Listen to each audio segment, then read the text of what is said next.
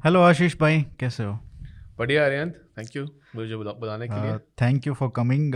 थोड़ा सा एक छोटा सा अपना इंट्रोडक्शन दे दीजिए। ये बड़ा मुश्किल काम होता है। तभी मैंने आपको दिया। मैं अभी गवर्नमेंट में काम कर रहा हूँ एज ए लैटरल एंट्रेंट। जो विश्व व्यापार संगठन, वर्ल्ड ट्रेड ऑर्गेनाइजेशन का हमारा मिशन है जिनीवा में। तो मैं उसमें एज अ काउंसलर पोस्टेड हूँ।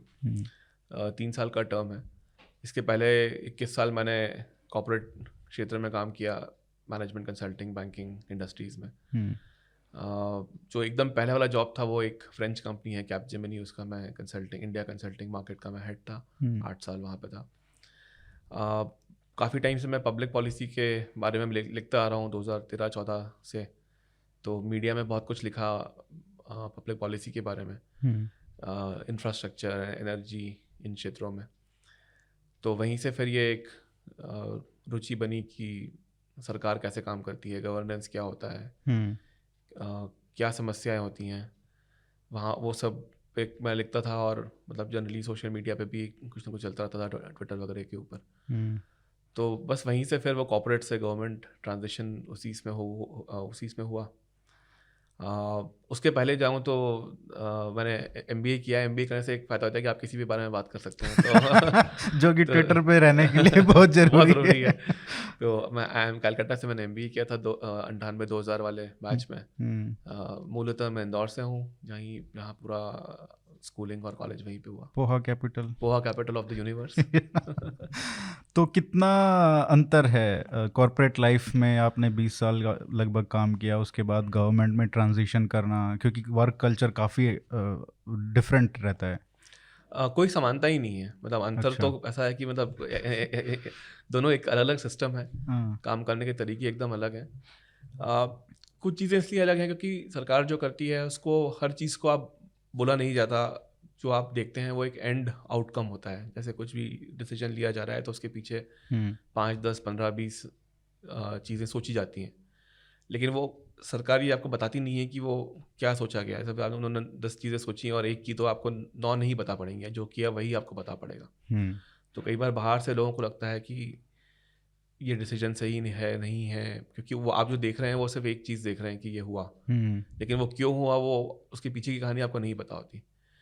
तो ऐसा नहीं है कि सरकार में लोगों को नहीं पता कि कोई भी जो मामला है उसके कितने अलग अलग ढंग से आप उसको सोच सकते हैं, उसके क्या एंगल्स हैं अलग अलग। तो ऐसा नहीं है कि उनको नहीं पता होता, लेकिन जब उनको डिसीजन लेना होता है तो आप एक ही डिसीजन ले सकते हैं। आप मतलब 4-5 डिसीजन एक साथ नहीं ले सकते हैं। हम्म। तो कई बार आपको लगे कि ये ऑप्टिमम डिसीजन नहीं है, बाहर से लोगों को लगे कि नहीं ये सही नहीं था, लेकिन उसके पीछे एक कारण होता है। हम्म। कॉर्पोरेट में कैसा होता है कि जो जनरली आप इन्फॉर्मेशन ज़्यादा शेयर करते हैं। जैसे इवन कोई टीम होगी या कोई मैनेजर होगा, उसको कुछ करना है तो वो लोगों को 4-5 लोगों से बात करके उनको बता के करेगा। हम्म। सरकार में हर चीज़ को बहुत सारे लोगों से आप बता नहीं सकते हैं, क्योंकि उसकी अपनी एक अलग सेंसिटिविटी होती है। हम्म।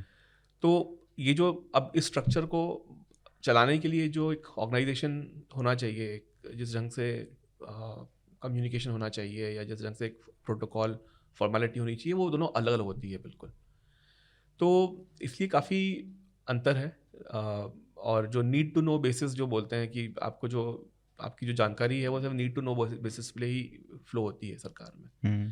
जबकि कॉर्पोरेट में हमेशा ये बोला जाता है कि जितना आप लोगों को बताएं उतना अच्छा होता है। हम्म। क्योंकि जितना आप लोगों को लूप में रखें, जितना आप अपनी कॉर्पोरेट स्ट्रैटेजी के बारे में अपने जो आपके कर्मचारी हैं उन्हें बताएं, हम्म। तो वो भी अलाइन होंगे उसके साथ। कि सरकार में आप ऐसा नहीं कर सकते कि हर चीज़ आप सब लोगों को बता रहे हैं। क्या आपको कोई कल्चरल शॉक लगा वर्क एनवायरनमेंट में जब आपने ट्रांजिशन किया वहाँ पे?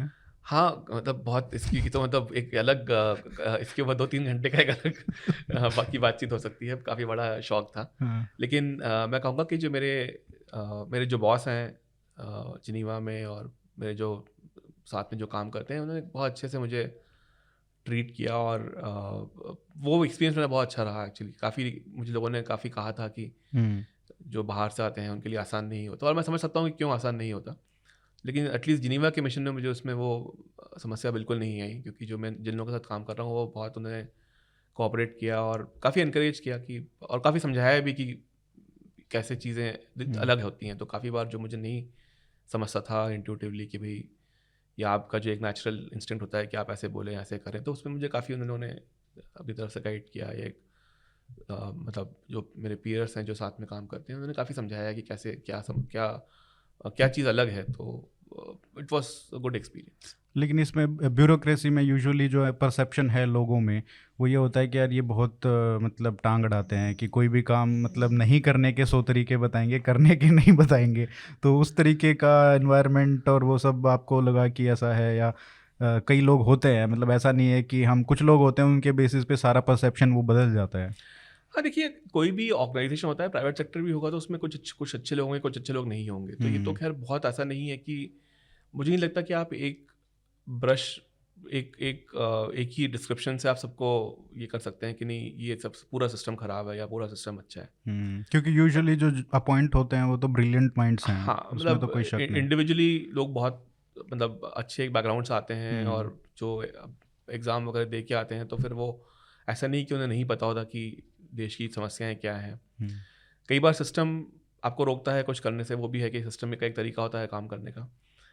तो मुझे लगता था कि ये बहुत इतना ब्रॉड मैं व्यू नहीं लूँगा इसके ऊपर कि जो जो एक जनरल परसेप्शन काफ़ी बार स्पेशली सोशल मीडिया में बना हुआ रहता है कि नहीं, सब अच्छा है या सब खराब है, तो उस तरह का बाइनरी नहीं है हुँ, सिस्टम में। काफ़ी लोग बहुत मेहनत कर रहे हैं, और मतलब देश चल रहा है, सब इतना बड़ा, मतलब हमारा जो देश है वो भी इतना हुँ, आसान तो देश नहीं है चलाना उसको। तो बिल्कुल, सिस्टम यदि काम कर रहा है तो उसका कोई कारण है कि वो काम कर रहा है। सही बात है।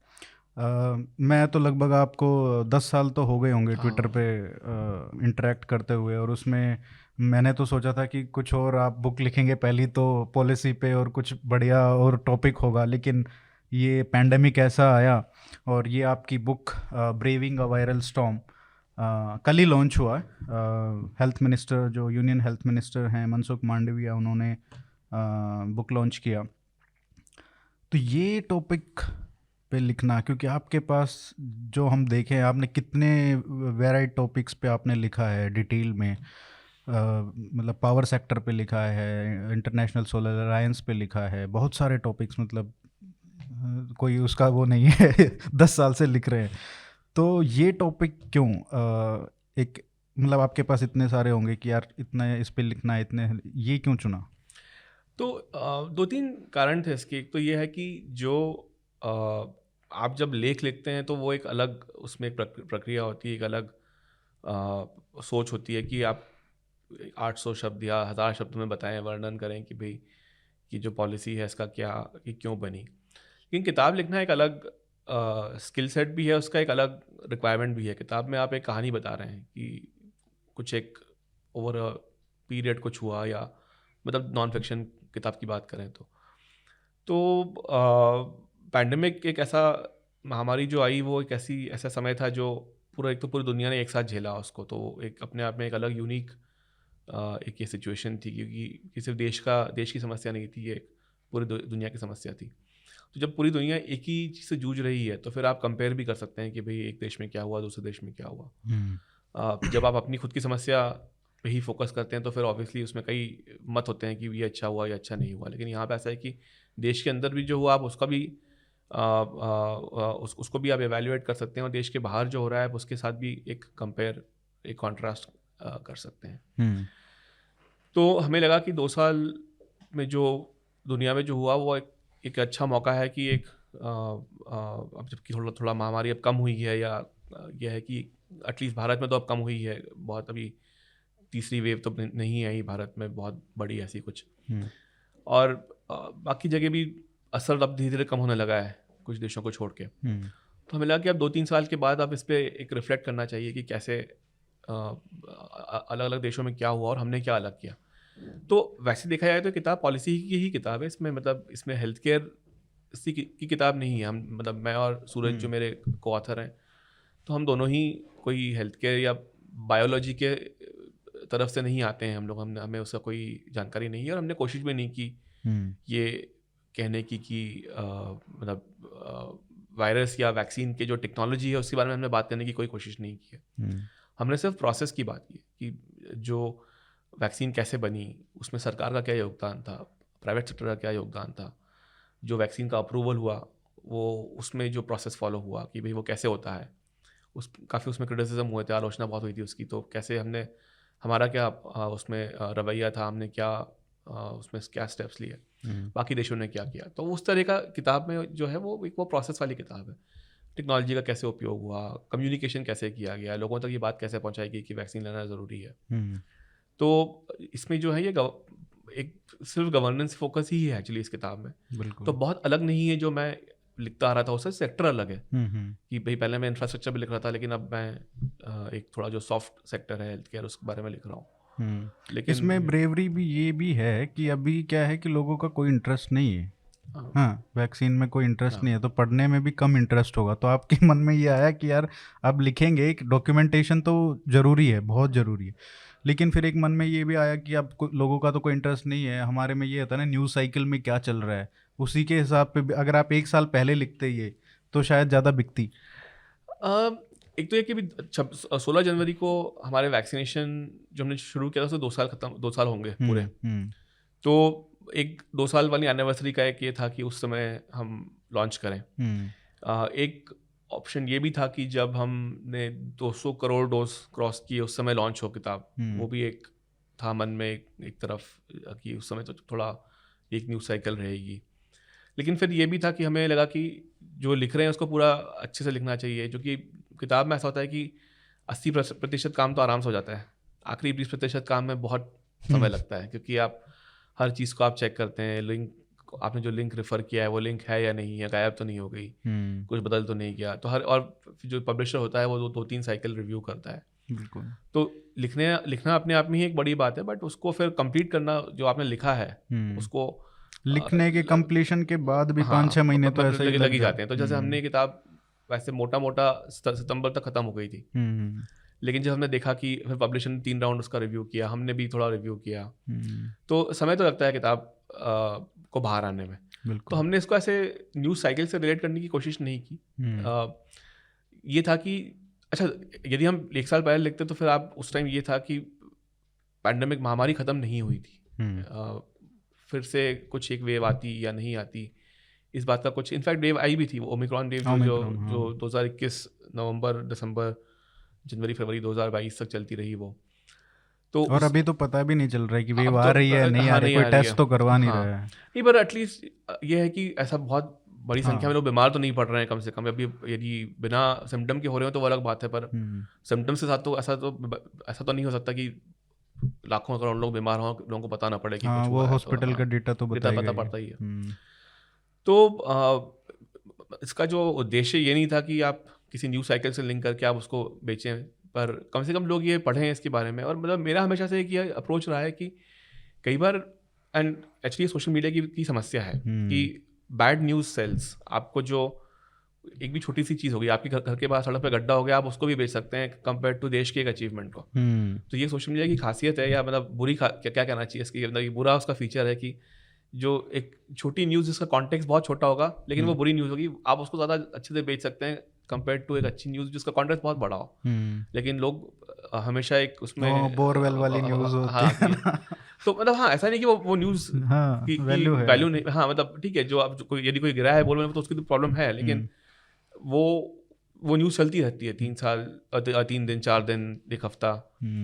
तो थिएट्रिक्स पे ज़्यादा मतलब जो परफॉर्मेटिव एस्पेक्ट है कि भाई जो आप उस पर ज़्यादा आजकल फोकस हो गया है कि और फिर बुरी न्यूज़ में क्या होता है कि फिर आप कुछ लोग ऐसे होते हैं जिनको दिखाना होता है कि मैं कितना अच्छा हूँ, तो फिर आपको उसमें एक कॉन्ट्रास्ट मिलता है कि नहीं ये खराब हो गया लेकिन मैं कभी ऐसा नहीं करूँगा, या आपके साथ कुछ बुरा हुआ मैंने आपको पूरा सपोर्ट किया। आपके ठीक है, आपने सोशल मीडिया पर सपोर्ट किया, उसमें कोई क्या कर सकता है, मतलब आप जो मॉरल सपोर्ट दे रहे हैं सोशल मीडिया पे किसी समस्या के लिए, उससे वर्चुअल सिग्नलिंग, जिसका वर्चुअल सिग्नलिंग जिसको जिसके साथ कुछ हुआ है उसको तो अब झेलना है खुद ही को। बिल्कुल बिल्कुल। तो मेरा हमेशा से ये रहा है कि जो अच्छी चीज़ें हो रही हैं उनको बाहर लाया जाए, उनके बारे में बात की जाए, और थोड़ा एक अप्रिशिएट करना भी ज़रूरी है कि क्यों ये कैसे हुआ।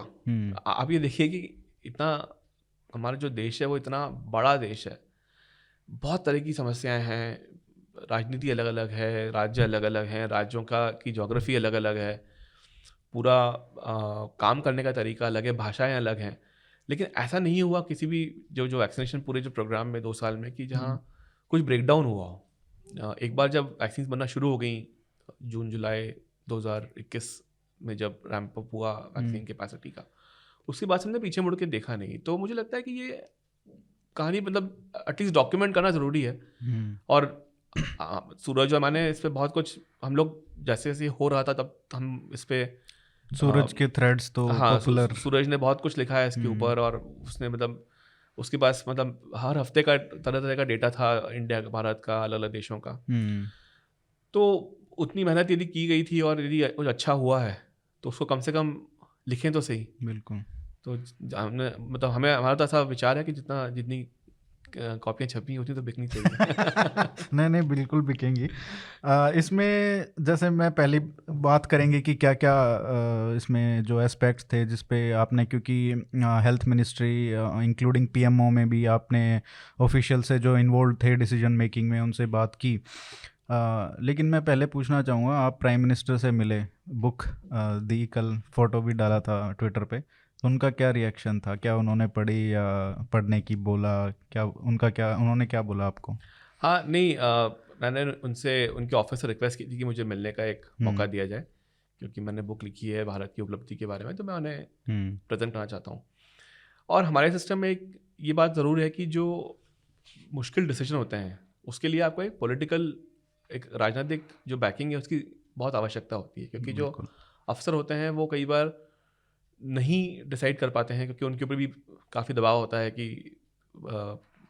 ये करेंगे तो क्या होगा, वो करेंगे तो क्या होगा। और वही बात है ना, अच्छा करते हैं तो कोई रिवॉर्ड नहीं है, लेकिन हाँ, अगर गलत करोगे तो पनिशमेंट तो कोई है। ना कोई आके आपको कुछ ना कुछ बोलेगा ही बोलेगा। तो हमारे सिस्टम की ये भी समस्या है कि जो अच्छा काम करने से कोई बहुत आपको कोई रिकॉग्नाइज नहीं कर रहा है। जैसे मैं आपको एग्जांपल देता हूँ, जब welcome to the PM meeting, लेकिन आप 2 साल पहले देखें कि जब ये ऑक्सीजन की हमारे यहाँ कमी हुई थी, तो जो DPIT में एक सेक्रेटरी थे मिस्टर मोहपात्रा, तो वो उसमें जब उन्होंने बहुत काम किया उसके ऊपर, बाद में उन्हें खुद भी कोविड हो गया, उनकी डेथ भी हुई। अच्छा। तो अब ये चीज़ें बाहर नहीं आती हैं कि एक व्यक्ति जो कोविड जब बिल्कुल पीक पे था, जब लोग घबरा रहे थे एक कमरे से दूसरे कमरे में जाने में, तब वो बैठ के पूरे देश का ऑक्सीजन, एक राज्य से कहाँ ज़रूरत है, कैसे होगा, ट्रेन कहाँ कब आएगी, अनलोडिंग कैसे होगी, लोडिंग कैसे होगी, सब कुछ एक व्यक्ति ने इसके ऊपर काम किया। और अब जब इसका कोई रिकॉग्निशन नहीं होता है, मतलब कोई भी, आप मैंने बाहर से बोलना आसान है कि भाई ये तो ब्यूरोक्रेट हैं, क्यों कुछ नहीं करते हैं, लेकिन अब जो उन्होंने किया है वो नहीं लोगों को पता है इसके बारे में। उन्होंने personal cause going beyond the duty, call of the duty. तो ये चीज़ें तभी तो ऐसे तो कुछ लोग होते हैं, लेकिन काफ़ी बार आप ऐसे हर व्यक्ति उस ढंग से काम नहीं कर सकता, तो उसके लिए आपको एक राजनीतिक, एक्चुअली सबसे अच्छी बात मेरे को इसमें ये भी लगी थी, आपको याद होगा कि एक दिल्ली में भी एक व्यक्ति थे जो क्रीमेशंस हो रहे थे, उनमें हेल्प कर रहे थे, तो उनको शायद पद्म श्री भी मिला था। हाँ। तो ऐसे लोगों का भी रिकॉग्निशन सरकार ने किया, जो बहुत अच्छी बात थी। बिल्कुल। तो ये मुझे ऐसा लगता है कि राजनीतिक जो एक होना चाहिए, बैकिंग होनी चाहिए, वो बहुत महत्वपूर्ण है ऐसे किसी भी काम में। ऐसा नहीं कि वो व्यक्ति को हर चीज़ को डिसीजन लेना है, लेकिन उस व्यक्ति को शॉक अब्जॉर्व करना है। यदि कुछ गलत हुआ या यदि कुछ, और गलत होना ही है हमारे देश में आप कितना भी प्लान कर लें, देश ऐसा इतना बड़ा है, इतनी कॉम्प्लेक्सिटी है कि कुछ ना कुछ तो गलत होगा ही किसी न किसी जगह जाके। और तो प्रधानमंत्री जी का जिसमें जो रोल था वो हमें शुरू से लगता था कि बहुत आसान नहीं था ये पूरा इसमें डिसीजन ले पाना। अच्छा, इसमें ऐसा नहीं कि ये पहले हो चुका है तो आप जो पहले आपने किया आप उसको एक पढ़ लें और उसी को फिर से इम्प्लीमेंट कर दें, उसी को लागू कर दें। जो जिससे बोलते हैं कि कोई प्लेबुक नहीं थी इसकी, आप पहली बार ही ये हैंडल कर रहे हैं, और जो कर रहे हैं वो आपको on the spot he decision लेना है। ऐसा नहीं कि बहुत इन्फॉर्मेशन या बहुत डेटा अवेलेबल है। डेटा हो तब भी, जैसे हमें पता है कि अब 2 साल में डेटा ही कितनी बार चेंज हो गया है। मतलब वायरस कैसा है अपने आप में, यही डेटा 1 साल बाद चेंज हो गया कि नहीं, पहले बोला कि नहीं वायरस। इनफैक्ट जो सेकंड वेव का जो पूरा क्रिटिसिज्म होता है उसमें अगर आप वहाँ पे, अभी तो बोलना बहुत आसान है ना, लेकिन जब आप उस टाइम पे देखें ना, तो कोई वैक्सीन लेने के लिए तैयार था उन 3 महीने में, और वो 6 करोड़ वैक्सीन जो बाहर गई थी एक्सपोर्ट करनी पड़ रही थी क्योंकि यहाँ पे कोई लेने के लिए तैयार नहीं था। अब बाद में ये बोलना आसान हो गया कि आपने बाहर भेज दी हमारे बच्चों की वैक्सीन। जैसे ये चीजें दूसरे देशों में भी हुई हैं। आप आज जब पहली वेव देखिए, जब इटली में भी एक कहानी न्यूज आती थी, की खबर आती थी कि डॉक्टर्स के पास डॉक्टर्स को ये डिसीजन लेना पड़ रहा है कि वो किसको बचाएं। तो बात तो वहाँ भी तो समस्या थी ना ऑक्सीजन की, उसको उस ढंग से वैसे पेश नहीं किया गया हमारे मीडिया में या उनकी मीडिया में, बट उनकी समस्या भी यही थी। आप न्यूज़ में जो है जिस ढंग से लिखा गया है वो एकदम अलग था। And that was prevented in India because of lockdown. बिल्कुल, एग्जैक्टली। तो जो मतलब उसी खबर को आप कैसे लिखें या कैसे उसको दिखाएं, उससे बहुत फर्क पड़ता है। तो इटली में आपने बोला कि ये तो बहुत बड़ा अचीवमेंट है कि डॉक्टर्स ने यंग जनरेशन को बचा लिया, लेकिन बूढ़ों और को नहीं यहाँ बचा पे पाया। कोई बात नहीं हुई डॉक्टर्स के हेरोइक्स हाँ, की। और यहाँ पे डॉक्टर्स ने जो काम किया है, ये हमारे जो ये ना अजी पूरे सिस्टम ने जो काम किया है उसको आप क्रिटिसाइज करते हैं, क्योंकि अभी आप चाइना में देख लीजिए वहाँ पे क्या हो रहा है। चाइना हमसे 5 गुना बड़ी इकॉनमी है, उससे ज़्यादा मतलब उनको पता भी था वायरस के बारे में, चूंकि वहीं से ओरिजिनेट हुआ है तो उनको ऑब्वियसली बनाया पता तो पता ही होगा। अब वो तो खैर अब मतलब कोई और किताब जब लिखी जाएगी तो पता पड़ेगा कि क्या हुआ था, वायरस कैसे बाहर आया। लेकिन अब वायरस लिंक है चाइना से तो उनको पता है कि क्या कैरेक्टरिस्टिक्स हैं। उसके बाद और तीसरा साल चल रहा है, हमने जब भुगता था वो मतलब दूसरा वेव था, और हमारे डिसीजंस ना मेरे को लगता है पहली वेव से भी अफेक्टेड थे। हाँ, और आप ये भी देखिए कि जो नेचर था वायरस का हाँ, वो रेडिकली बदल रहा डिफरेंट था बिल्कुल, सेकंड में, और हमारे बिल्कुल, सबसे पहले हिट हुआ वो। बिल्कुल। अगर वही किसी और वायरस देश में होता तो वहाँ भी वही होता, वही हुआ भी बाद में भी, हाँ, जबकि उनको पता था, हाँ, फिर भी वही फिर भी हुआ। हुआ। तो ये सब तो इसलिए हम तो इस सब बैकग्राउंड के चलते मैंने रिक्वेस्ट किया था कि मैं प्रधानमंत्री से मिलूँ और उन्हें बताऊँ किताब के बारे में। तो वहाँ से फिर मुझे उनके कार्यालय से कहा, मतलब मुझे मिला अपॉइंटमेंट, तो मैं कल 11 तारीख को फिर मैं उनसे दोपहर में मिला। उन्होंने इस बात पे खुशी जताई कि भाई इस पे लोग रिसर्च कर रहे हैं और इस बारे में बात हो रही है, और पूछा उन्होंने किताब के बारे में कि क्या मतलब कौन पढ़ेगा, तो आप क्या चाहते हैं कि कौन पढ़े किताब को, या कैसे इसको आप मार्केट करेंगे, कैसे किस तरह से लोगों को पहुंचाएंगे। तो उस बारे में उन्होंने थोड़ी जानकारी ली, और क्या लिखा है किताब में उसके बारे में जानकारी ली कि क्या उसके कंटेंट हैं और किस बातों पे फोकस किया गया है। तो हम ही वही पूछ लेते हैं किस बात पे फोकस है, क्योंकि हमने पहले भी बात की कि जब सरकार कोई डिसीजन लेती है तो वो आपको हर चीज़ नहीं बताती है, और ऐसे काफ़ी डिसीजंस हुए थे, चाहे किस तरीके से कब 18+ को वैक्सीन शुरू करना है, कब 45+ शुरू करना है, पहले किसको देना है वैक्सीन, प्राइवेटाइजेशन का एक एंगल था, और स्टेट्स को कितना पावर देना है, कितना डिसेंट्रलाइजेशन करना है, किस तरीके से टेक्नोलॉजी का। तो ये सारी विभिन्न बातों पे हम डिस्कस करेंगे। लेकिन ये शुरुआत कहाँ से हुई वैक्सीनेशन, जब पहली बार सरकार में ये बातें कब शुरू हुई कि हमको वैक्सीन बनाना चाहिए, और किस तरीके से अप्रोच करना चाहिए उसको? तो ये सबसे अच्छा क्वेश्चन यही है एक्चुअली इस किताब का, कि जब एक चीज़ इसमें जो बाहर है कि हमने जो वैक्सीन बनाने का काम किया, हम लोग बहुत आगे थे ये सोचने में कि वैक्सीन ही इस समस्या का समाधान है। ये बात हमारे सिस्टम में बहुत पहले से पता थी, और प्रधानमंत्री जी ने जो पहली मीटिंग ली थी इस बारे में, वो मतलब पहली नहीं, मतलब इन्हें बातें तो उसके पहले भी हुई होंगी, लेकिन एक जो फॉर्मल मीटिंग जो रिकॉर्डेड है वो 5 मई 2020 को हुई थी। अब आप देखिए कि वायरस जो आया वो भारत में पहली बार 13 जनवरी के आसपास एक केस हुआ, उसके बाद बहुत टाइम तक कोई केस नहीं था हमारे यहाँ। केसेस बढ़ना शुरू हुए मार्च में, फरवरी एंड मार्च, अर्ली मार्च में 22 मार्च को लॉकडाउन हुआ। लॉकडाउन था। हाँ, 21, 22, 23 मार्च जो वाला पीरियड था उसमें वो जनता कर्फ्यू और फिर लॉकडाउन वगैरह चालू हुआ उसमें। तो करीब लॉकडाउन के ही करीब 6-7 हफ्ते के अंदर हमने वैक्सीन के बारे में बात शुरू कर दी थी, और फॉर्मल एक जो मीटिंग हुई थी उसमें ये डिसीजन लिया गया कि जो वैक्सीन बनेगी, अच्छा ये बात बिल्कुल clear in the sense system में ये बात थी, क्या ये विचार था कि आपको वैक्सीन खुद ही बनानी पड़ेगी। अच्छा, बाहर से नहीं? ऐसा नहीं कि बाहर से नहीं लेंगे, लेकिन ये था कि भाई दुनिया की महामारी है, आपको वैक्सीन कोई क्यों देगा, यदि और दूसरा दे भी दी तो उसकी प्राइस क्या होगी, उसकी हमारा नंबर कब आएगा, एक लंबी लाइन लगेगी, हैवी लिफ्टिंग हमको ही करनी पड़ेगी। ये बात उसी समय सिस्टम में थी, तो वो किसी नेगेटिव रीजन की वजह से नहीं थी। ऐसा नहीं कि हमें बाहर की वैक्सीन नहीं चाहिए, लेकिन ग्राउंड रियलिटी यही थी, ज़मीनी हकीकत यही होने वाली थी कि भाई आप वैक्सीन आपको कोई क्यों देगा, और यदि देगा तो क्या प्राइस पे देगा, और उसके लिए क्या टर्म्स एंड कंडीशंस आपको सहनी पड़ेंगी। तो इसलिए आप देखिए कि 9 मई 2020 को ICMR जो हमारी संस्था है, जो साइंटिफिक मतलब मेडिकल रिसर्च पे जो हमारी सबसे महत्वपूर्ण संस्था है, तो उन्होंने भारत बायोटेक के साथ एक MOU तब किया। तो उसका अनाउंसमेंट हुआ 9 मई 2020 को। यूएस में जो ऑपरेशन वॉर्प स्पीड, जिसमें वैक्सीन्स पे रिसर्च किया गया और नई वैक्सीन से भी काम किया गया, वो 15 मई 2020 को उन्होंने अनाउंस किया, हमसे 6 दिन बाद।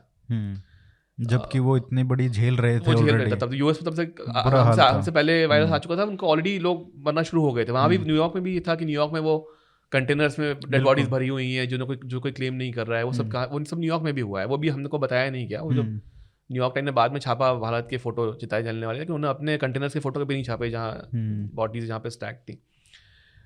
यूके में 17 मई को फंडिंग अनाउंस हुई, जो यूके ने फंडिंग की थी उनका मेनली ऑफ कोर्स ऑक्सफोर्ड और एस्ट्राजेनेका वाला एक वो था कि फोकस, पर और भी उन्होंने जो स्टेप्स लिए वो 17 मई 2020 को अनाउंस हुए थे। यू का जो एक प्रोग्राम था होराइजन 2020, वो उन्होंने 2014 या 15 में शुरू किया था, इसी बात को लेकर कि कभी जब वैक्सीन कैसे बने यदि कोई वायरस आता है तो वो प्रोग्राम उनका चल रहा था। लेकिन वो कोरोना वायरस से फोकस, मतलब कोविड पे फोकस नहीं था उनका, corona virus general virus research पे फोकस था। तो उसकी जो वैक्सीन का फंडिंग हुआ वो 15 या 17 जुलाई में हुआ था। हमसे पहले सिर्फ एक ही देश ने पब्लिक प्राइवेट पार्टनरशिप की थी, वो ऑस्ट्रेलिया ने की थी। उन्होंने फरवरी में ही कर लिया था ये। लेकिन फरवरी में करने के बाद उनका रिसर्च जो था वो इतना शायद अच्छा नहीं हुआ और उनकी वैक्सीन नहीं बन पाई। इतनी कारगर नहीं रही उनकी वैक्सीन। उन्होंने कोशिश की थी लेकिन फिर उन्होंने बाद में वो प्रोजेक्ट छोड़ दिया था। तो जिन देशों ने वैक्सीन बनाई, और मैं इसमें चाइना को इंक्लूड नहीं कर रहा हूँ क्योंकि वहाँ का कुछ इन्फॉर्मेशन इतना पता नहीं पड़ता है कि साइनोफार्म या साइनोवैक ने कब शुरू किया, और तो उसका वो मैं एक्सक्लूड कर रहा हूँ। तो चाइना को छोड़ दीजिए, बट जितने देशों का वैक्सीन एक्चुअली बना उसमें सबसे पहला पब्लिक प्राइवेट पार्टनरशिप हमारा था अनाउंस होने वाला। तो अब ये भी सोचने वाली बात है कि जब लॉकडाउन के समय पे किसी के दिमाग में वैक्सीन की बात नहीं थी, यानी आम आदमी के दिमाग में हम सब यही डिस्कस कर रहे थे कि भाई लॉकडाउन होना चाहिए नहीं होना चाहिए, उसका क्या फ़ायदा हो रहा है, नुकसान हो रहा है, किस तरह से हमारे जो हमारे आंतरिक जो राज्यों से लोग आते हैं, शहरों में काम करते हैं, वो वापस जा रहे थे, तो उनके जाने से क्या नुकसान होगा, गाँव में कैसे फैलेगा, सारा जो, यदि आप 5-10 मई 2020 के आसपास का आप कुछ पूरा कॉन्वर्सेशन देखिए तो वो यही होगा कि भाई कैसे फैल रहा है, गांव में क्या होगा, माइग्रेंट लेबर, ये सभी बातें चल रही थी उस समय। बिल्कुल। लेकिन दिल्ली में वैक्सीन की बात हो रही थी और हो नहीं रही थी, मतलब वो एक्चुअली वो हुआ 9 मई से हमने शुरू कर दिया था इस पर काम। अब उसमें पहली चीज़ ये थी कि वायरस को आइसोलेट करना था, वो हमने मार्च में ही कर लिया था। वो NIV पुणे जो हमारा 1950 के दशक में बना हुआ एक संस्थान है, जो भारत का बहुत महत्वपूर्ण संस्थान है वायरोलॉजी के क्षेत्र में। और अब तो और भी NIV बनने वाले हैं। बजट में अनाउंस हुआ था, 2 बजट पहले अनाउंस हुआ था ये कि हम एक NIV की जगह हम 5 NIV पूरा टेस्टिंग का उन्होंने बीड़ा उठाया था। तो NIV शुरू के कुछ दिन तो पूरा देश का टेस्टिंग सिर्फ NIV ही कर रहा था। तो उसके बाद फिर धीरे धीरे ये नए टेस्ट किट्स आए और फिर अलग अलग राज्यों में ये परमिशंस दी गई कि प्राइवेट सेक्टर के लोग, मतलब पहले तो पब्लिक सेक्टर से शुरू हुआ, फिर बाद में प्राइवेट सेक्टर में भी उसको एक्सटेंड किया गया कि कोई भी टेस्ट कर सकता है, जो टेस्ट किट्स अवेलेबल हुई। तो टेस्ट किट्स की टेस्टिंग, उसकी सर्टिफिकेशन, उसकी यूटिलिटी, वो सही है गलत है, उसके स्टैंडर्ड्स डिफाइन करना। जैसे बीच में बात आती थी कि वो RT-PCR में कितनी साइकिल्स में आपको पॉजिटिव माना जाए, कि आपका वो काउंट यदि 30 है तो आप पॉजिटिव है या नहीं है, उस पर कुछ डिबेट हुआ था। कुछ राज्य चाहते थे कि आप 25 पे उन्हें नेगेटिव घोषित कर दें, जिससे नंबर कम दिखने लगेंगे। तो ये इस तरह की भी समस्याएं थी। फिर मास्क बनाना, PPE किट बनाना, तो ये सब चीज़ें मार्च अप्रैल मई में सब हो रहा था। लेकिन फिर भी कोई वैक्सीन की कोई बात नहीं हो रही थी डिस्कोर्स में, पब्लिक डिस्कोर्स में कोई बात नहीं थी, लेकिन सिस्टम में ये बात हो रही थी वैक्सीन के बारे में। तो एक तो ये हमने ये बताने की कोशिश की है कि बहुत अच्छा, सेम यही कहानी कोविन की भी है। कोविन पे पहली मीटिंग हुई थी मई 2020 में। अच्छा। अब मतलब उस टाइम ही प्रधानमंत्री जी ने ये कोशिश की थी जानने की कि जब वैक्सीन आएगी, अब मई 2020 में तो वैक्सीन बनना शुरू भी नहीं हुई थी, यानी अभी तो सब बात चल रही थी कि भाई कैसे होगा और क्या इनपुट चाहिए होंगे। लेकिन तब हम उस समय में ये सोच रहे थे कि जब वैक्सीन आएगी तो उसको हम कैसे बांट सकेंगे देश में। तो ये भी कहा, इसकी ओर भी चर्चा तब शुरू हो चुकी थी। तो इस तरह की जो बातें हैं, इस पढ़ के अच्छा लगता है। यानी अच्छा, ये नहीं कि ये बातें नहीं पता है, क्योंकि ये बातें एक्चुअली प्रेस रिलीज में आई हुई हैं, लेकिन क्योंकि वो अलग अलग प्रेस रिलीज होती हैं और कहीं छोटा सा कुछ एक आ गया उसमें पैराग्राफ, तो वो आप उस पर इतना ध्यान नहीं देते हैं। तो ऐसा नहीं कि कोई बहुत छुपी हुई बात है, इनफैक्ट जो 5 मई और 9 मई की जो उस टाइम पे अगर देखो ना आप वो पढ़ेंगे नहीं क्योंकि आपका नहीं नहीं नहीं, उस टाइम पे मैं बताता हूँ, जैसे आ गया रिलीज की हाँ अरे हाँ वैक्सीन वैक्सीन बनाएंगे, अरे कहाँ बनी है हम वैक्सीन हाँ वो ये एग्जैक्टली बनाएंगे तो वैक्सीन, और कहाँ यूएस में बन गई क्या बताओ। हाँ तो इस तरीके की बातें भी बिल्कुल हैं। हाँ। एग्जैक्टली तो ये सब है। इसके बारे में थोड़ा हमने बताया है। ये भी बताया कि वैक्सीन बनाना अपने आप में कितना मुश्किल था 1 साल में। जैसे आप वैक्सीन की हिस्ट्री देखिए जो हमने लिखी है किताब में, एक्चुअली काफ़ी हमें बताया है कि पिछली पिछली बीमारियों में कितना मुश्किल था वैक्सीन बनाना। और सिर्फ 2 ही बीमारियां ऐसी हैं जहाँ रियली हमने उसको रेडिकेट किया है इन द ट्रू सेंस की, जो मतलब नहीं है महामारियाँ। तो उसके अलावा उसमें एक मतलब जानवरों की बीमारी है, तो जो एक वैक्सीन ऐसा, एक वायरस जो है वो मतलब एक पेस्ट जो है वो एनिमल वाला बीमारी है। तो ये कोई वैक्सीन बनेगी इसमें कोई गारंटी नहीं थी। बिल्कुल। जो सबसे कम साइकिल में वैक्सीन बनी है वो आई थिंक मेरे ख्याल से MMR जो वैक्सीन जिसको बोलते हैं वो 4 साल लगे थे उसको बनाने में, मतलब फ्रॉम द टाइम जब उस बीमारी का पता चला वर्सेस वो वैक्सीन आई मार्केट में। अच्छा, जब ये मीटिंग हो रही थी मई में, तो क्या ऐसा भी था कि कब तक बनाना है टारगेट? टारगेट डेट का तो ऐसा नहीं था कि कुछ ऐसा एक डेट है, बट ये तो था रियलाइजेशन कि भाई वैक्सीन ही से जो भी कम होगा असर महामारी का, और सिर्फ वैक्सीन से ही हो सकता है। तो ये था कि जितना जल्दी हो उतना बेहतर है, बट ऐसा कोई डेट नहीं थी उसके पीछे। और ऑब्वियसली जो प्रोसेस हमने फॉलो किया रेगुलेटर सेफ्टी वाला, वो कोई बहुत अलग नहीं था बाकी देशों से। उसमें भी यह है कि जो आप मतलब आप टेस्टिंग देखिए कि जो टेस्टिंग की गई, सीरम इंस्टीट्यूट ने एक ब्रिज ट्रायल किया था इंडिया में, तो उसको भी कितने जल्दी जल्दी उन्होंने रेगुलेटर ने काम किया सीरम के साथ कि कैसे सीरम ने कुछ मांगा कि हमें इतने लोकेशंस में करना है, उन्होंने 2 दिन में अप्रूव किया। रेगुलेटर ने कुछ मांगा, वो सीरम ने 2-3 दिन में उसका जवाब दिया। तो बहुत मिल के काम हुआ है इसके ऊपर कि कोवैक्सीन के में भी कुछ 26,000 के आसपास का एक ट्रायल वो था जो काफ़ी बड़ा था अपने आप में। मतलब उसमें भी आप देखें कि बाकी वैक्सीन से कंपेयर करेंगे तो किसी ने भी इतना बड़ा, मतलब फाइजर ने किया था आई थिंक, उनका कुछ 48,000 का ट्रायल था, लेकिन उनका मल्टीपल देशों में था, तो आई थिंक 6 देशों में था। तो मतलब 6 देशों में ये 48,000 कर रहे हैं, मतलब किसी भी एक देश में 26,000 से ज़्यादा एक ही देश में 26,000 तक का शायद हो सकता था, उसके अलावा 26 से कम ही रहा होगा साइज, सैम्पल साइज जो था। तो 26,000 एक देश में ट्रायल कोवैक्सीन का, it was as big as any other trial basically. तो ये सब चीज़ें हैं कि भाई हमने जब हम काफ़ी बार हम विश्वास नहीं करते हैं, या हमारे मीडिया में ये लिखा जा रहा है कि नहीं ये तो कैसे अप्रूव कर दिया रेगुलेटर आई थिंक 3 जनवरी को अप्रूव की थी दोनों वैक्सीन ये, तब इतना लिखा गया कि नहीं ये प्रोसेस गलत है। खास करके कोवैक्सीन पे बहुत सवाल उठाए गए कि भाई क्यों किया गया ये वो। तो एक्चुअली प्रोसेस बिल्कुल अलग नहीं थी, हमने जो फॉलो किया वो वही फॉलो किया। बल्कि आप फाइजर और मॉडर्ना के भी आप वो देखें जो प्रेस रिलीज, एस्ट्राजेनेका की प्रेस रिलीज देखें जब उनका अप्रूवल हुआ नवंबर और दिसंबर में उनके देशों में, तो उसमें भी बहुत सारी ऐसी टेंटेटिव सी भाषा है कि सब्जेक्ट टू ऐसा नहीं है कि, और उस पे भी बहुत वो हुआ था कि ट्रम्प इलेक्शन जीतना चाहता है इसलिए उसने अप्रूव कर दिया है, हम तो नहीं लेंगे। तो उसमें भी ये हुआ कि वो 6 वैक्सीन मेकर्स ने मिलकर बोला कि हम इलेक्शन के बाद ही अप्रूव करवाएंगे, यानी जो अनाउंसमेंट हम करेंगे वो उसके बाद ही करेंगे, क्योंकि उनको इलेक्शन पे असर नहीं करना था। तो वो भी हमने लिखा है इसके बारे में कि किस तरह बहुत ज़्यादा पॉलिटिकल हो गई थी बातें, जबकि जो बात हेल्थ केयर से रिलेटेड थी, ये जबकि वैक्सीन तैयार थी 2 हफ्ते पहले और दुनिया में यदि लोग मर रहे हैं तो क्या उसको चुनाव से जोड़ना चाहिए था। तो हमने उस पर भी लिखा है कि मतलब थोड़ा पूरा जो माहौल था वो वैसे भी ख़राब ही था माहौल इस पूरे प्रोसेस को लेके। लेकिन हमारी खुद की बात करें रेगुलेटर्स की, तो ऐसा उन्होंने ऐसा कुछ नहीं किया जो बाकी देशों से अलग था, लेकिन जितनी आलोचना उन्होंने सही है हमारी वैक्सीन को लेके, और वो शायद वो क्यों गलत थी वो हमने बताने की का प्रयास किया है किताब में। तो इसका क्या कारण था कि जैसे कोवैक्सीन का खासकर आपने क्या बात किया कि कोवैक्सीन के जो मैन्युफैक्चरर्स हैं जो लीड किया है भारत बायोटेक वालों से या ICMR से या पूना वाला जो आधार पूना वाला जो क्या नाम था उसका, कोविशील्ड, तो उन्होंने वो बनाया, तो उनसे भी बात हुआ कि किस तरीके से उनका क्या प्रोसेस था? सारी कंपनियों से बात हुई हमारे कर्मचारियों से। डॉक्टर एला ने काफ़ी इसमें इनपुट्स दिए। अच्छा, तो उनका क्या मतलब, उनको एक तो चैलेंज ये था कि भाई वैक्सीन तो बना रहे हैं उसको कैसे निकालना है, एक वो चैलेंज था, एक PR वाला चैलेंज था। हाँ। कि उनको लेने के लिए कोई इतनी क्रिएट कर रहे थे कंट्रोवर्सी। बिल्कुल।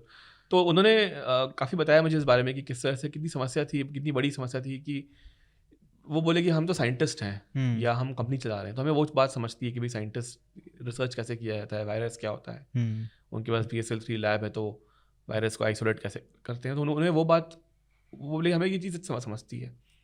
लेकिन ये जो बाहर हो रहा था PR मीडिया में, वो हमें नहीं समझता कि उसको कैसे हैंडल किया जाए। मतलब हमारे यहाँ से, मतलब उनके यहाँ से कोई कैपेसिटी नहीं, मतलब उन्होंने कभी इस बारे में सोचा नहीं कि भाई ये क्यों करेंगे आप, ये तो उनकी कंपनी का काम नहीं था। तो हाँ, मतलब उनके लिए भी आसान तो नहीं था उस पूरे सिचुएशन को हैंडल करना। और कॉपरेशन का कैसे चला दोनों कंपनियों के साथ? भारत सरकार का किस तरीके से कॉपरेशन हुआ, किस तरीके की बातें हुई कि कैसे रोल आउट होगा, कैसे अप्रूवल्स मिलेंगे? तो जैसे एक तो जो पूरा ट्रायल्स जो हुआ उसमें सरकार ने मदद की कंपनीज की। तो ट्रायल की प्लानिंग करना कि सैंपल साइज क्या होगी, किन हॉस्पिटल्स में आप ट्रायल करेंगे, क्या फॉर्म्स भरे जाएंगे, उसमें लाइबिलिटी क्या होगी, वो पूरा सरकार ने मदद की, साथ में काम किया वो पूरा प्रोसेस डिज़ाइन करने में।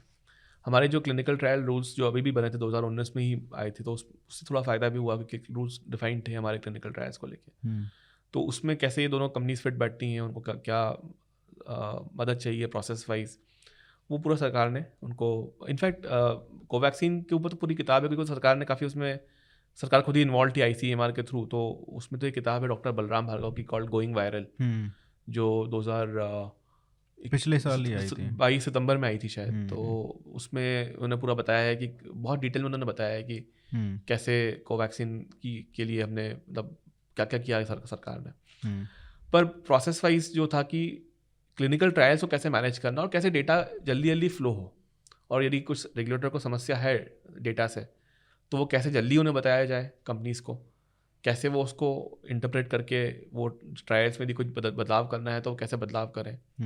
तो ये जो प्रोसेस था ये बहुत मिल के काम हुआ इसके ऊपर, और ऐसा नहीं था कि इसमें कोई मतलब U वर्सेस I वाला नहीं वो रहा। जितना मैंने लोगों से सुना कि काफ़ी जनरली ऐसा होता है कि जब इस तरह का कोई काम किया जाता है तो एक हमेशा ट्रस्ट डेफिसिट रहता है कि भाई प्राइवेट सेक्टर एक चीज़ बोलता है, गवर्नमेंट एक चीज़ बोलेगी, लेकिन इस मामले में ऐसा लगा नहीं है। जब मैंने लोगों से बात की और मैंने काफ़ी उन लोगों से बात की जो खुद डिसीजन मेकर्स थे, तो काफ़ी लोगों ने ऑन रिकॉर्ड बात की, कुछ ने ऑफ रिकॉर्ड बात की, पर ऐसा किसी ने ये नहीं कहा। मतलब ऑफकोर्स ये नहीं कि हर चीज़ स्मूथ थी। अब आपने कुछ डेटा मांगा, वो नहीं आया, फिर आपको 2 दिन फॉलो, आपने थोड़ा उसके ऊपर फिर उनको फिर से लिखा, वो सब होता है, बट वो it's a part of any process basically. अच्छा, US में ऑपरेशन वार्प स्पीड हुआ जिसके तहत US सरकार ने बिलियंस ऑफ डॉलर्स, मतलब 1 बिलियन इस कंपनी को दिया, एक इसको दिया, एक इसको दिया, इस तरीके से कई वैक्सीन्स में इन्वेस्ट किया अलग अलग तरीके की। तो कई वैक्सीन बन पाई, कई वैक्सीन नहीं बन पाई। तो इस तरीके का जो ये भी आया होगा सरकार में, भारत सरकार के पास, कि इन कंपनियों को हम प्रमोट करें कि किस तरीके से पैसा दे के जल्दी प्रोसेस जल्दी हो जाए। तो क्या वो भी एक सोच में आया था कि यार हमको भी करना चाहिए इस तरीके का पैक्ट? बिल्कुल। आई मीन जैसे सरकार में वो सोच, सरकार की बात मैं बाद में करता हूँ, मैं आपको बताता हूँ कि US में क्या हुआ। तो जैसे अब नंबर्स आर डिफरेंट, लेकिन कुछ आप आई थिंक मोटा मोटा 8-9 बिलियन ऑपरेशन वॉर्प स्पीड पे खर्च हुए। वैक्सीन जो बनी फाइजर की बनी, मॉडर्ना की बनी है। मॉडर्ना का फाइजर का भी जो था वो ऑलरेडी जो बायोएनटेक कंपनी थी जर्मनी की, वो साथ में वो लोग काम कर रहे थे। तो वो वैक्सीन वैसे तो थी बनी हुई, यानी बायोएनटेक ने कुछ तो काम किया हुआ था उसके ऊपर। उसको फिर उन्होंने मॉडिफाई किया है, जो भी उसको तैयार किया कोविड के इसके लिए। मॉडर्ना की वैक्सीन बनी, वो अगेन मॉडर्ना इन्हीं वैक्सीन पे काम करती आ रही है। मॉडर्ना तो कंपनी ही बनी थी इसलिए थी कि ऐसी बीमारियों पे काम करे, ऐसे वायरस पे काम करे जो भविष्य के वायरस होंगे। और जॉनसन की बनी जो बहुत ज़्यादा उपयोग में नहीं आई, वो सिंगल डोज वैक्सीन, क्योंकि बाद में पता पड़ा कि उसमें कुछ 1 महीने के अंदर ही हाँ उन्होंने कुछ तो उसमें उससे कुछ साइड इफेक्ट्स जो भी थे, तो आई थिंक उन्होंने उसका उपयोग नहीं किया। अब आप सोचिए कि 8-9 बिलियन खर्च किए गए, लेकिन ग्राउंड अप तो एक भी वैक्सीन ऐसी नहीं बनी जो, मतलब जो 3 वैक्सीन थी उसमें वो थी पहले से, उसमें कुछ ना कुछ काम हो चुका था। और तीनों तो ऐसा तो कोई ये नहीं हुआ कि इतना पैसा खर्च करके आपने कुछ बहुत बड़ा कुछ नया बनाया। लेकिन वहाँ पे किसी ने सवाल नहीं उठाया कि सरकार ने 9 बिलियन क्यों दे दिया, क्योंकि वहाँ तो अपफ्रंट ग्रांट थी, यानी बिल्कुल आप अप्लाई करें, अपना प्लान बताएं। हमने एक बात की थी डॉक्टर पीटर होटेस है, ये एक बेलर कॉलेज के जो फ्रांस में शायद नहीं टेक्सास में हाँ। बेलर कॉलेज ऑफ मेडिसिन में के वो जो रिसर्च डिपार्टमेंट के हेड हैं। तो एक कोर्बेवैक्स नाम की वैक्सीन जो हमने भी यूज़ की है बच्चों के लिए, वो वो याद वहाँ से होगा कि जब एक साल मतलब जब 2020 की शुरुआत में ही कई साइंटिस्ट थे, वो कह रहे थे कि this is the best vaccine ever. तो हमने उनसे बात की और उन्होंने हमें एक बड़ा अलग पर्सपेक्टिव, क्योंकि वो तो रिसर्च है, उन्होंने एक वैक्सीन बनाई है, खुद ने बनाई है। तो उन्होंने हमें बहुत अच्छा है कि बात मतलब बहुत अच्छा पर्सपेक्टिव दिया कि एक तरह से ये तय था कि mRNA वैक्सीन को ही प्रमोट किया जाएगा। अच्छा। क्योंकि शायद वेस्ट में, पश्चिमी देशों में, और शायद कंपनीज भी ये नहीं सोच रही थी कि ये वायरस इतना बड़ा वायरस होगा। उन्हें पता था कि वायरस फैलेगा, लेकिन इतना बड़ा होगा कि जहाँ लाखों लोग मरेंगे, ये शायद उन्होंने भी नहीं सोचा था। तो उन्होंने इस समस्या को ऐसे अप्रोच किया कि इस वायरस के ज़रिए हम mRNA वैक्सीन की टेक्नोलॉजी को थोड़ा आगे बढ़ाने की कोशिश करते हैं। क्योंकि mRNA वैक्सीन की जो टेक्नोलॉजी है वो कैंसर में बहुत काम आएगी। जब भी कैंसर की वैक्सीन्स बनेंगी, या कुछ लोगों ने अनाउंस भी किया है, डेवलपमेंट भी था, कुछ हुए भी हैं बीच में। तो वो कंपनीज को लगा कि ये एक मौका है कि जैसे इस बीमारी का, चूँकि अभी बीमारी फैलेगी और इस पर थोड़ा डेटा मिलेगा mRNA वैक्सीन की जो कितनी इफेक्टिव है। तो क्या ये सरकार के लेवल पे भी था या सिर्फ कंपनियों के लेवल पे था? नहीं, तो ये मैं यूएस की बात कर रहा हूँ। तो जो हमें डॉक्टर होटेल्स ने बताया, उन्होंने बताया कि ये सरकार के उनके सरकार के लेवल पे भी था। और ये जो बाकी जो स्पॉन्सर्स थे, जैसे गावी वगैरह, गावी नहीं सॉरी सेपी जो हैं, सेपी जो एक अलायंस है जो वैक्सीन रिसर्च प्रमोट कर रही है, तो उनका ये कहना था कि उनके मन में भी यही था कि हम mRNA वैक्सीन को ही प्रमोट करें। क्योंकि ये तो बहुत स्कैंडलस चीज़ है। क्योंकि ये उनका क्लेम है, और मतलब उनके हिसाब से ये था कि कोविड बीमारी तो खत्म करना है, लेकिन mRNA के जरिए करना है, ताकि ये भी पता चल जाए आगे कि कितनी इफेक्टिव है, और ये टेक्नोलॉजी हम आगे कैसे इसका उपयोग में ला सकते हैं। तो उनका कहना ये था कि कोर्बेवैक्स को इसलिए बहुत फंडिंग नहीं दी, पैसा मिला उनको, लेकिन इतना नहीं मिला जितना बाकी लोगों को मिलना चाहिए। और अप्रूवल्स में भी फिर लेट हुआ। अप्रूवल्स में लेट हुआ, और अप्रूवल्स में किसी ने कुछ हेल्प भी नहीं की। मतलब बेसिकली खैर वो तो खैर रिसर्च है, उन्होंने बाद में तो उन्होंने कमर्शलाइज वो तो उन्होंने ओपन कर दिया था उसका IP, तो उन्होंने जिस देश को चाहिए उन्होंने दे दिया था। तो बांग्लादेश में गया कोर्बेवैक्स, इंडिया में आया, कुछ और देशों में भी उन्होंने उसकी टेक्नोलॉजी दी थी। ये प्रोटीन सब यूनिट, वो कोवोवैक्स भी सेम ही है। सो तो उसमें mRNA वैक्सीन के ऊपर ही पूरा रिलायंस रहने वाला था। तो अब हमारे सिस्टम में ये था कि mRNA वैक्सीन यदि बनाए भी हैं, बनती भी हैं, तो उसका स्टोरेज कैसे होगा, ट्रांसपोर्टेशन कैसे होगा। आप वैक्सीन बाहर से भी भारत में लेके आए तो इतना आसान नहीं। कितने ट्रक्स भर के कितने प्लेन्स भर के लेके आएंगे आप वैक्सीन। तो और स्टोरेज माइनस कुछ जब बना था तब तो -80 पे था, बाद में फिर उसको चेंज किया गया, -70 -80। तो वो ये सब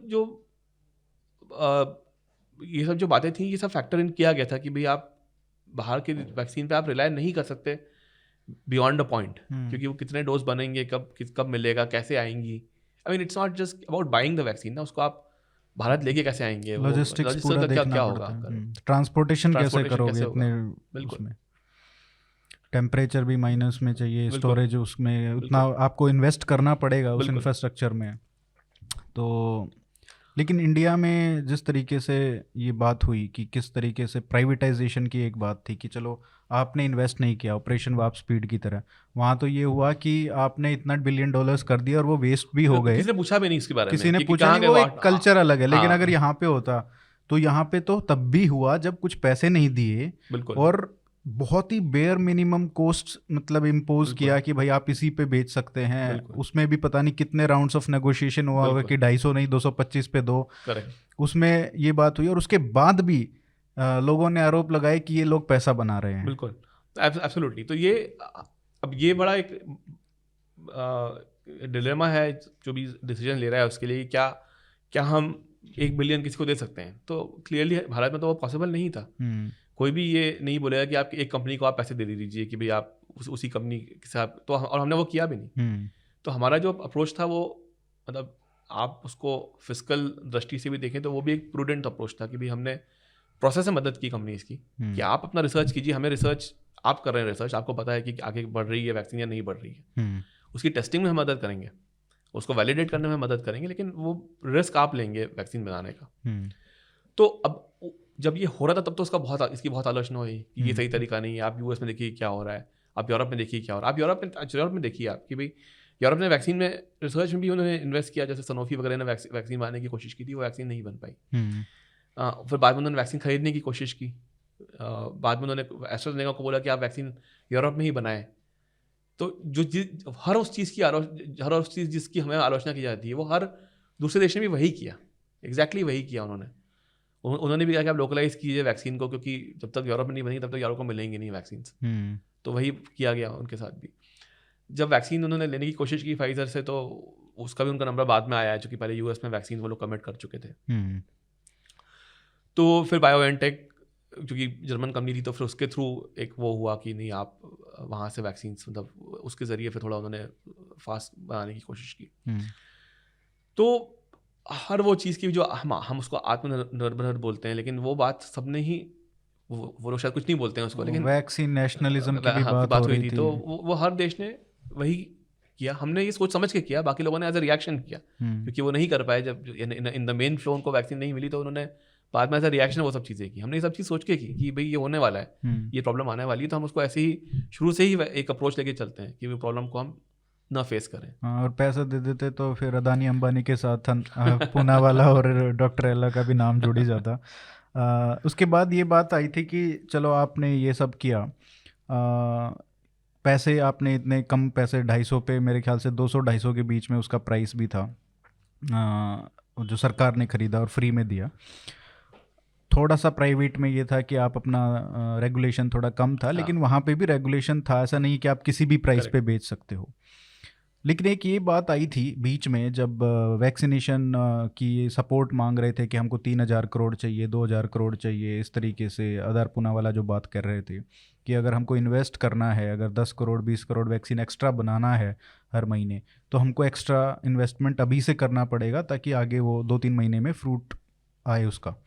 तो इस तरीके की बातें हुई कि सरकार से पैसे की सपोर्ट, अगर वो नहीं था तो कम से कम एक ऑप्शन ये था कि आप प्राइवेट में उनको अपना सेट करने दें कि भाई 1200 का रेट था शायद या 1000 का रेट था, वो आप 2000-3000 पे बेचने दें, या होटल चेन्स के साथ करके एक वो भी आया था वैक्सीन हॉलीडेज़ करके, ऐसा कुछ था पैकेज शुरू हुआ था जो बैन लगा दिया था। तो इस तरीके की बात थी कि आप लिबरलाइज कर दीजिए प्राइवेट सेक्टर में कम से कम 20% 25% वैक्सीन्स का स्टॉक जो है, ताकि हमारा जो कॉस्ट है वो यहाँ से निकल जाए और उसको हम इन्वेस्ट करके और वैक्सीन्स फास्ट हो सके वैक्सीनेशन का पीस। तो क्या इसके ऊपर भी डिसीजन लेने में सरकार में कोई बात हुई थी कि इसको इतना देना चाहिए या क्या कर सकते हैं यहाँ पे? फाइनेंशियल सपोर्ट जो था एक कैलिब्रेट करके दिया तो गया, तो ऐसा नहीं कि उसमें सरकार ने डिसीजन नहीं लिया। जो कमर्शियल टर्म्स की बात थी, मैंने एक आर्टिकल मैंने लिखा है, वो आएगा कुछ अगले दिनों में, कि हमारा जो प्रोग्राम है उसमें 3 एज पे फोकस था। मैंने ये बात कल जब किताब का विमोचन हुआ तो उसमें भी कही, और मनसूख जी के फॉरवर्ड में भी ये बात है कि एक्सेस, अवेलेबिलिटी और अफोर्डेबिलिटी। वैक्सीन के 3 पहलू थे, तीनों अलग अलग पहलू हैं। एक्सेस का मतलब है कि वैक्सीन आपके पास है, या आप वैक्सीन तो बनी हुई है कहीं ना कहीं, क्या आप उससे पहुंच सकते हैं? आप पहुंच गए तो आपको मिलेगी या नहीं मिलेगी, वो अवेलेबिलिटी है। और मिली तो किस प्राइस से मिलेगी, वो अफोर्डेबिलिटी है। ये तीनों ही चीज़ें अपने आप में महत्वपूर्ण थी। क्यों? क्योंकि बीमारी जो है वो ऐसा नहीं कि जो पैसे दे सकता है उसको कम होगी और जो पैसा नहीं दे सकता उसको ज़्यादा होगी। आपको वैक्सीन सबको देनी है, वो कोई व्यक्ति पैसे दे सकता है, उसके नहीं दे सकता, उससे कोई फर्क नहीं पड़ता। वो जो पैसे दे सकता है उसके मन में ये बात हो सकती है कि अरे मैं तो पैसे दे सकता था, मुझे क्यों नहीं वैक्सीन दी गई। लेकिन आप देश की पॉलिसी के हिसाब से सोचिए कि कोविड यदि किसी एक आदमी को होता है, एक व्यक्ति को होता है, तो वो तो एक ही बात है किसको हो रहा है, ट्रांसमिशन तो होगा ही, क्योंकि महामारी ऐसी कि एक व्यक्ति हुआ तो वो उससे फिर आगे बीमारी फैलनी ही फैलनी है। उस व्यक्ति की पेइंग कैपेसिटी क्या है, ये इसका बीमारी से कोई लेना देना नहीं था। तो जो लोग पैसे दे सकते थे उनका एक क्रिटिसिज्म शायद ज़्यादा था कि अरे हमें एक मौका क्यों नहीं दिया जा रहा है कि भाई हम खरीद लें वैक्सीन ओपन मार्केट में जाके। लेकिन जो वैक्सीन की जो सप्लाई थी वो इतनी कम थी कंपेयर टू द डिमांड, कि सरकार यदि मार्केट में खोलती इस तरह से कि नहीं आप ओपन मार्केट में ले लीजिए, तो फिर तो ये होता कि भाई जो पे कर पा रहा है वही जाता है वैक्सीन लेने के लिए। अब आप ये आर्ग्यू कर सकते हैं कि भाई मेरी लाइफ ज़्यादा ज़रूरी है किसी गरीब व्यक्ति के मुकाबले, लेकिन सरकार ऐसा क्यों बोलेगी? और नहीं बोलना चाहिए, क्योंकि देश में सभी को वही बीमारी होने का डर है, वही बीमारी, उसका असर भी वही है। नहीं, उसका बस एक ऑफसेट करने का था कि अगर आप कुछ स्टॉक उनको अपने मनमानी तरीके से बेचने देते तो उससे फाइनेंस करके वो निकाल लेते। हाँ, बट वो प्राइवेट में बाद में तो कोटा दिया ही गया। और फिर जैसे प्रोक्योरमेंट की भी आप बात करें तो 18 या 19 अप्रैल को सरकार ने बोला कि भाई ठीक है, यदि राज्य चाहते हैं तो कि जोक हो गया था यार। हाँ, कि राज्य चाहते हैं कि भाई आप हम नहीं कर पा रहे हैं प्रोक्योर, तो आप कर लो। तो अब सबने एल्बन लगा दिया, सबने कोटा उसमें वो कि आओ हमारे पास टेंडर लगा दिए। हाँ, टेंडर बताओ। तो आप ये सोचिए कि म्यूनिसिपैलिटीज ने टेंडर रेस किए थे, म्यूनिसिपल कॉर्पोरेशन ने किए थे, राज्यों ने किए थे, एक ऑफर नहीं आया। जो ऑफर आया वो सब ट्रेडर्स के आए, जिन्होंने ये सोचा कि भाई मैं कहीं स्पुतनिक से कुछ ले लूं या कहीं से कुछ लेके यहाँ दे दूं, उस तरह के ऑफर्स लोगों ने दिए थे। तो ये भी इसकी जब ये डिसीजन नहीं लिया तो बहुत उसकी आलोचना हुई थी कि और जब पता चला 15-20 दिन 1 महीने में कुछ नहीं हुआ, है ही नहीं। आप कोई इससे फर्क नहीं पड़ता कि भारत सरकार टेंडर करे या मध्य प्रदेश सरकार करे या तमिलनाडु सरकार करे या महाराष्ट्र सरकार करे, वैक्सीन है ही नहीं देने के लिए किसी के पास आपको। तो टेंडर निकाल के आप क्या करेंगे? तो ये कोई ऐसा नहीं कि सरकार काम नहीं कर रही थी। तो फिर लोगों एक ही तरीके से मिल सकती थी जो इजराइल ने किया था, जो मतलब प्रीमियम प्राइस पे करके, और वो भी बहुत पहले। लेकिन उन्होंने ये भी कहा था कि वो डेटा वो टेस्ट डेटा जैसे यूज किया जाएगा। बिल्कुल। तो उन्होंने ये इट्स एन एक्सपेरिमेंट। उन्होंने एक बिल्कुल कॉन्शियस डिसीजन लिया था कि आप हमें जल्दी, लेकिन हमारा डेटा हम पूरा का पूरा शेयर करेंगे, use it as a clinical trial, मतलब नॉट क्लिनिकल ट्रायल बट मतलब एक ह्यूज ओपन डेटाबेस होगा कि आप अपना देख सकते हैं कि वैक्सीन का क्या उसका असर रहा। अब ये भी यदि हम सोचिए कि आप करें तो इस पर कितनी आलोचना होती है इसको लेके कि आप मतलब गिनी पिग बना दिया आपने पूरी पॉपुलेशन को, उस तरह की बात की जाती। तो फिर तो ये बहुत कठिन मतलब समस्याएं थी। ऐसा नहीं कि आप कह सकते हैं कि नहीं ये गलत हुआ, लेकिन वो गलत क्यों, आप उसका कॉन्टेक्स्ट देखिए पूरा, किस परिप्रेक्ष्य में वो डिसीजन लिया गया। इसमें सबसे बड़ा एक मोमेंट चला था बीच में, जब शायद सेकंड वेव पीक पे था कि फाइज़र को हम क्यों अलाउ नहीं कर रहे हैं। खासकर ट्विटर पे बहुत ये था कि फाइज़र को अलाउ करो, इतना अच्छा चल रहा है यूएस में, तो इसको हम ख़रीद क्यों नहीं रहे हैं, सरकार क्या कर रही है। तो सरकार के अंदर क्या चल रहा था इस पे डिबेट कि लाना चाहिए, या किस फैक्टर्स पे ये हो रहा था कि ये आपने 3 ए तो बताया, एक्सेसिबिलिटी, अफोर्डेबिलिटी ये है, लेकिन क्या अवेलेबिलिटी, लेकिन क्या और भी एस्पेक्ट थे कि यार और भी कुछ कंडीशंस ये लोग लगा रहे हैं। अवेलेबिलिटी सिर्फ अगर ठीक है दे रहे हैं और एक प्राइस पे दे रहे हैं $20 $30 पे, लेकिन फिर भी एक और एस्पेक्ट था कि टर्म्स एंड कंडीशंस जो लगा रहे थे। हाँ, तो वो तो खैर बहुत सारी वेबसाइट्स पे ये कॉन्ट्रैक्ट वगैरह लीक हुए हैं, तो आप देख सकते हैं कि किस तरह की बातें उन देशों को कही थी वैक्सीन देने के लिए। बट दैट अपार्ट, हमारी ये था कि भाई आपकी पॉपुलेशन 130-135 करोड़ आपकी है, उसमें से सपोज आपको 100 करोड़ लोगों को वैक्सीन लगानी है, बच्चों को नहीं लगानी है, तो 200 करोड़ आपको डोसेस चाहिए। तो वैक्सीन लेना एक बात है, लेकिन फिर बात वही आती है कि सपोज आपको 5 ही करोड़ वैक्सीन मिलती हैं, तो आप किन 2.5 करोड़ लोगों को वैक्सीन लगाएंगे, किस फॉर्मूले से लगाएंगे कि भाई क्या। अच्छा, शहरों में लोग बड़ा आसानी से बोलते हैं नहीं इसको शहरों में लगा दीजिए, लेकिन बात ये मैंने लिखा था आर्टिकल कि मैं बात करूँगा इस पे कि तो भाई कि भाई बॉम्बे में लगा दीजिए, दिल्ली में लगा, इकॉनमी खुल जाएगी। लेकिन जो जब जैसे आप कहे कि प्रधानमंत्री जी ने हमेशा बोला कि लाइव्स एंड लाइवलीहुड्स, हमेशा उन्होंने ये बात साथ में कही है कि ऐसा नहीं कि आपको सिर्फ मतलब ये आसान नहीं है ये बोलना कि आपको ज़िंदगी में बैलेंस करनी है, इकॉनमी बैलेंस करनी है ना। आप इकॉनमी के लिए आप ये नहीं कर सकते कि भैया मैं कुछ लोगों को मरने दूँ, आप ये भी नहीं कर सकते कि मैं कुछ लोगों को बचाने के लिए क्योंकि वो इकॉनमी खुल जाएगी इसलिए मैं कुछ लोगों को बचा लूँ।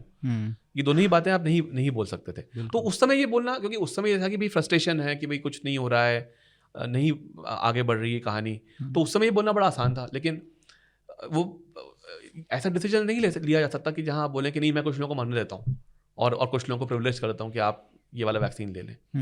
तो आई थिंक पूरी बात ये थी कि जो भी आप फैसला लें वो ऐसा लें कि भाई 100 करोड़ लोगों को विजिबिलिटी हो, उन्हें पता पड़े कि हमें वैक्सीन मिलेगी। आज नहीं मिलेगी, लेकिन जब भी मिलेगी एक उसका तरीका है और एक उसका जो भी एक प्रोसेस डिज़ाइन की गई है वो चलेगी सबके लिए, जिसमें सब लोगों को समझ में आया कि भाई मैं मतलब मेरा और कोई एक अरबपति एक है सेट उसका प्रोसेस है कि भाई हाँ, पहले कोई अरबपति होगा या मैं होऊंगा, उसका एक ही प्रिविलेज है सिस्टम में कि भाई आपको यहाँ रजिस्टर करना है, ये आपको जाके और एक एक्सपेक्टेशन सेट था हाँ कि फ्रंटलाइन वर्कर्स, हेल्थ बिल्कुल केयर बिल्कुल वर्कर्स, उसके बिल्कुल बाद बिल्कुल 45 प्लस, उसके बाद 18 टू बिल्कुल 45, ये एक बिल्कुल प्रोसेस एक्सपेक्टेशन सब कुछ सेट था। बिल्कुल। लेकिन ये फाइजर वाला कुछ बताइए कि इसमें क्या कोई डिस्कशन हुआ था कि किस पे ये था कि ये रेड लाइन है, यहाँ से हम अब नहीं कर सकते? नहीं तो एक तो खैर अब कॉन्ट्रैक्ट में क्या हुआ वो तो खैर मैंने नहीं लिखा है किताब में, और वो मतलब मुझे इतना उसकी जानकारी भी नहीं कि उन्होंने क्या एग्जैक्टली सबमिट किया कॉन्ट्रैक्ट वगैरह, या बात हुई या नहीं हुई। लेकिन मुद्दे की बात यही थी कि भाई आपको जो भी डिसीजन लेना है वो 100 करोड़ के हिसाब से लेना है।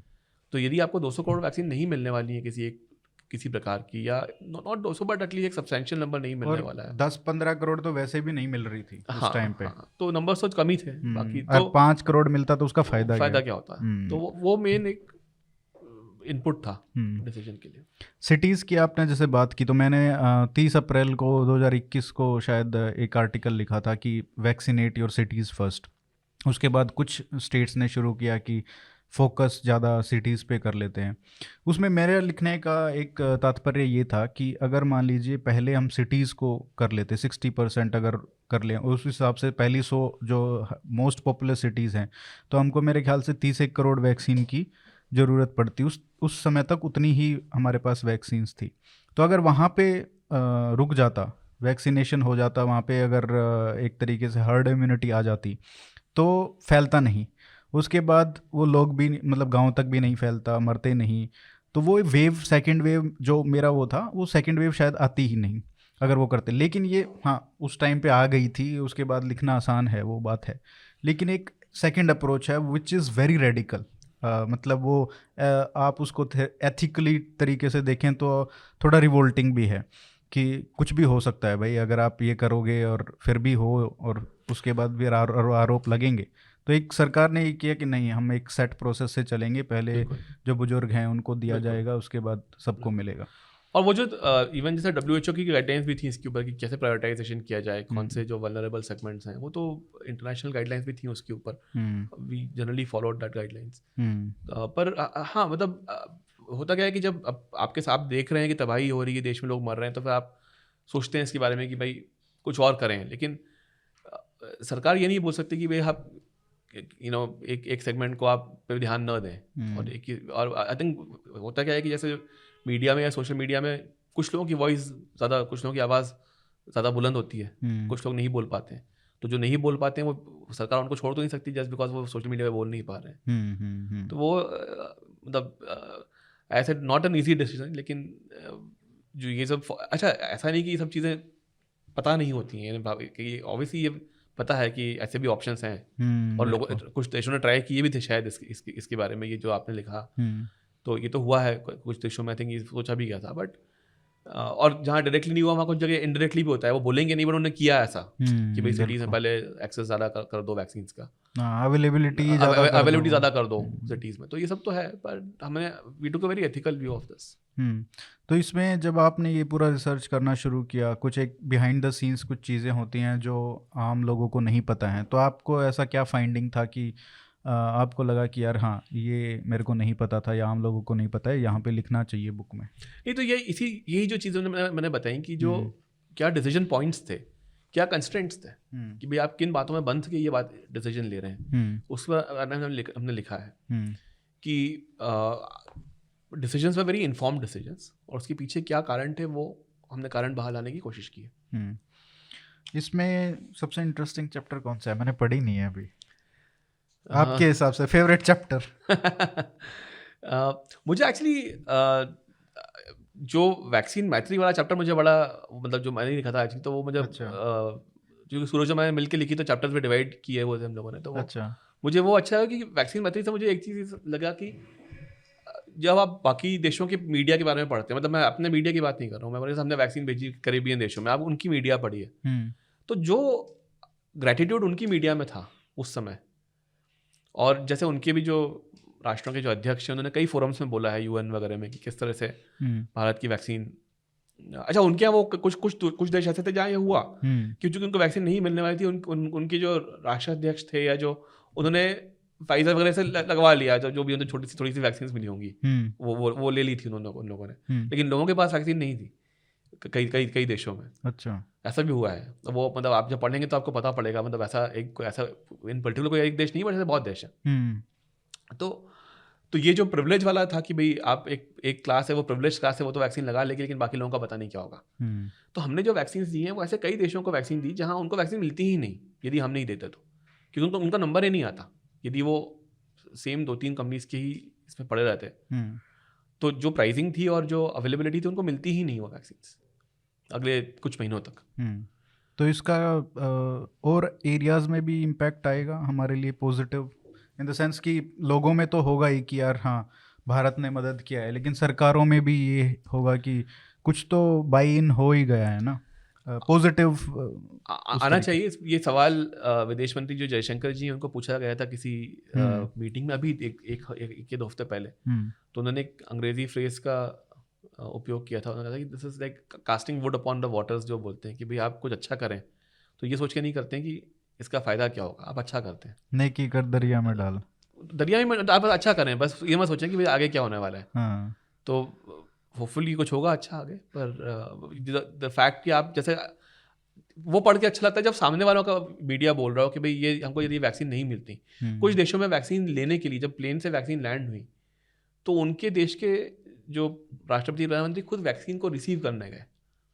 जैसे हमारे यहाँ जब ट्रक्स चलते थे वैक्सीन के, मैंने कूलेक्स करके कंपनी है, उनके लोगों से बात, उनके जो CEO इनसे बात की थी, तो वो उन्होंने वैक्सीन ट्रांसपोर्ट की है भारत में। तो बताते हैं कि जब वैक्सीन के ट्रक्स गए पूना से निकल के और बेलगाम पहुँचे, या उन्होंने छत्तीसगढ़ के बारे में बताया था, तो वो ट्रकों की पूजा की गई, क्योंकि लोगों को पता था कि एंड प्रॉपर, मतलब जैसे उसको ट्रकों पे तिलक विलक लगाया गया। अच्छा, कई जगहों पे उनके ट्रकों को रोक के लोगों ने ड्राइवर को खाना पीना दिया, क्योंकि उनको पता था कि ये नहीं पहुंचेंगे ट्रक्स। तो ये सब मैं कह रहा हूँ, ये है तो ये सब है, ये जो सब है। तो इस तरह की बातें भी हैं कि भाई लोगों में जो विश्वास था कि नहीं वैक्सीन आनी ही चाहिए।